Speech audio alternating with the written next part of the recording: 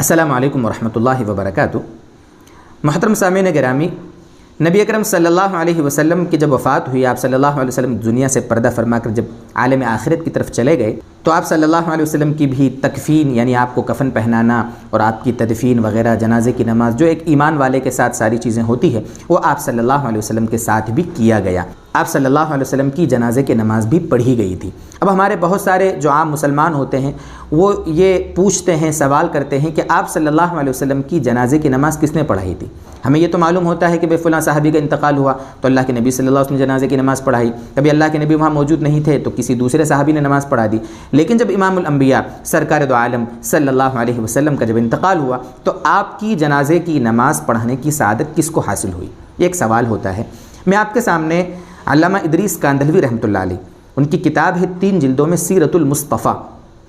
حضرت نبی اکرم صلی اللہ علیہ وسلم کی سیرت کو تحقیقی طور پر بڑے عمدہ انداز میں حضرت نے جمع فرمایا ہے، 3 جلدوں میں ہے، پڑھنا چاہیے۔ اس کتاب میں حضرت نے جو لکھا ہے، ایک پیراگراف میں آپ کے سامنے نقل کرتا ہوں کہ اللہ کے نبی صلی اللہ علیہ وسلم کی جنازے کی نماز پڑھائی تو کس نے پڑھائی تھی، کیسے پڑھی گئی تھی، اور جس طریقے سے پڑھی گئی تھی تو ایسا کیوں پڑھا گیا تھا، اس میں نکتہ اور حکمت کیا تھی۔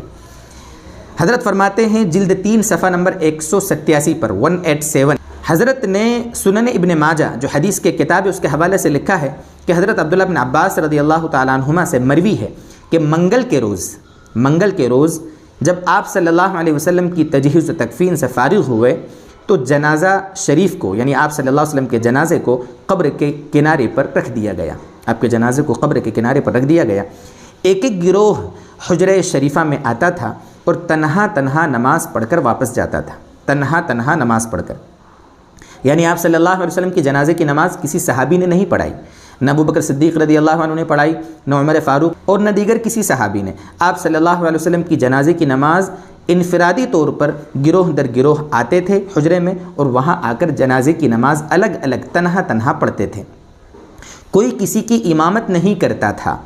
الگ الگ بغیر امام کے نماز پڑھ کے واپس آ جاتے تھے۔ یہ حضرت نے لکھا ہے صفحہ 187 پر۔ اور حضرت نے ہی ابن دحیہ، ایک بہت بڑے محدث اور تاریخ لکھنے والے گزرے ہیں، ان کے حوالے سے لکھا ہے کہ 30,000 صحابہ نے حضور اکرم صلی اللہ علیہ وسلم کی جنازے کی نماز پڑھی، 30,000 صحابہ نے۔ اب یہاں سوال یہ ہے کہ انفرادی کیوں پڑھی گئی؟ بھئی عام طور پر جنازے کی نماز تو اجتماعی طریقے سے پڑھی جاتی ہے، ایک آگے بڑھتے ہیں، کوئی بھی امام صاحب ہوتے ہیں اور پیچھے سب لوگ جنازے کی نماز جماعت کے ساتھ پڑھتے ہیں۔ تو اس کی وجہ کیا تھی؟ اس کی وجہ میں آپ کو 2 بڑے محدثین اور علماء فقہا گزرے، ان کے حوالے سے آپ کے سامنے اس کا نقطہ ہم آپ کے سامنے عرض کرتے ہیں۔ ویسے بہت سارے نکات ہیں اس کے، بہت ساری مصلحتیں تھیں، بہت سارے فوائد علماء نے لکھے ہیں کہ اللہ کے نبی صلی اللہ علیہ وسلم کی جنازے کی نماز انفرادی طور پر کیوں پڑھی گئی تھی۔ امام شافعی رحمۃ اللہ علیہ کی کتاب ہے کتاب الام، بڑی جاندار کتاب ہے، حضرت نے اس کی پہلی جلد صفحہ نمبر 314 پر لکھا ہے، اس کا مفہوم یہ ہے کہ در حقیقت نبی اکرم صلی اللہ علیہ وسلم کی عظمت کے پیش نظر، آپ کے احترام، آپ کی عظمت، آپ کے تقدس کی خاطر ایسا کیا گیا۔ اسی طریقے سے امام قرطبی، علامہ قرطبی رحمۃ اللہ علیہ، ان کی کتاب الجامع لاحکام القرآن، اس میں حضرت نے جلد 4 صفحہ نمبر 225 پر 225 اس پر لکھا ہے